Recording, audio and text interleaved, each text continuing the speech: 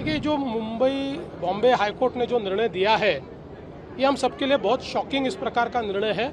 हम supreme court में इसको challenge करेंगे। निमित्ताने बॅनर पोस्टर लावू नका, त्या ठिकाणी आपण मला मुख्यमंत्री सहायता निधीमध्ये त्याच्याऐवजी ते पैसे द्या। याचं कारण आपल्याला माहिती आहे की मुख्यमंत्री सहायता निधीतनं गरीब आणि गरजू लोकांना आणि विशेषतः उपचाराकरता आपण मदत करतो आणि म्हणून ते आव्हान केलं आणि मला आनंद आहे की खूप मोठ्या प्रमाणात लोक तसं करतायत।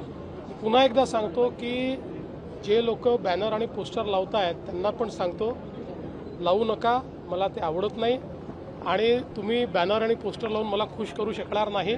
तुम्ही मला मुख्यमंत्री सहायता निधीमध्ये जर निधी दिला तर मला त्याचा जास्त आनंद होईल। तर उद्या काही विशेष प्लान तुमचा आहे असं कळतं आहे, गडचिरोलीला जाणार आहात एकूणच?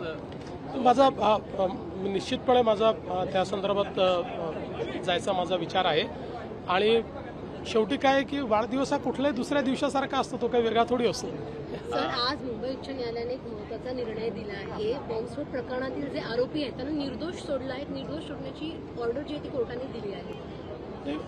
आपल्या सगळ्यांकरताच हा निर्णय अतिशय शॉकिंग अशा प्रकारचा निर्णय आहे।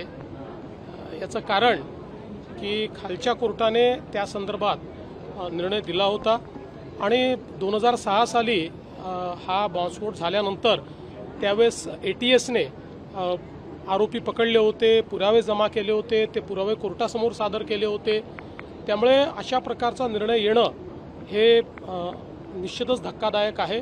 मी अजून काही पूर्ण निर्णय वाचलेला नाही, पण मी तात्काळ आपल्या जे काही वकील आहेत त्यांच्याशी चर्चा केली आणि त्यांना मी सांगितलेलं आहे की आपण सुप्रीम कोर्टमध्ये याला चॅलेंज केलं पाहिजे आणि आमचा प्रयत्न आहे की लवकरात लवकर सर्वोच्च न्यायालयामध्ये जाऊन या निर्णयाला आम्ही चॅलेंज करू। व्हिडिओ जो आहे तो कालपासून व्हायरल होतो आहे, कुठेतरी विधान भवनामध्ये ते रमी खेळताना दिसत आहेत आणि या विरोधात विरोधकांकडून मोठा आक्षेप। मला असं वाटतं की अतिशय चुकीचं आहे। अशा प्रकारे विधान भवनामध्ये ज्यावेळेस चर्चा चालते त्यावेळेस आपलं कामकाज नसलं तरीही आपण त्या ठिकाणी सिरियसली बसणं गरजेचं आहे। साधारणपणे एखादे वेळेस असं होतं की तुम्ही कागदपत्र वाचता, बाकी गोष्टी वाचता, पण रमी खेळतानाचा व्हिडिओ हा काही निश्चितच योग्य नाही। अर्थात त्यांनी त्या ठिकाणी खुलासा देखील दिलेला आहे की मी काही रमी खेळत नव्हतो, अचानक ती पॉपअप झाली।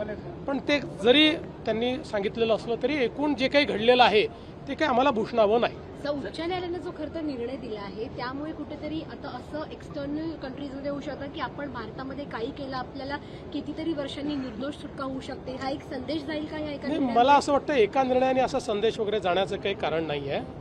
शेवटी भारतामध्ये एक फ्री अँड फेअर ट्रायल होते, त्याच्यामध्ये न्यायाधीश आपला निर्णय देत असतात।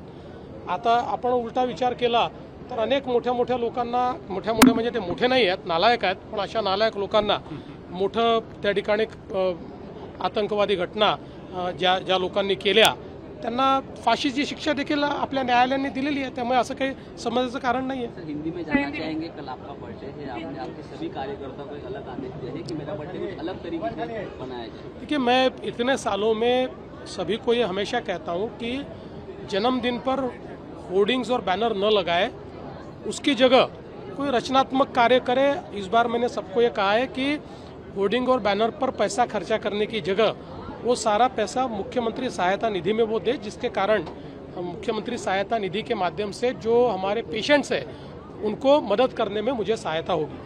हनी ट्रॅपच्या मुद्द्यावर काय सांगा, कारण पक्षीय नेते जे आहेत ते आरोप करतात।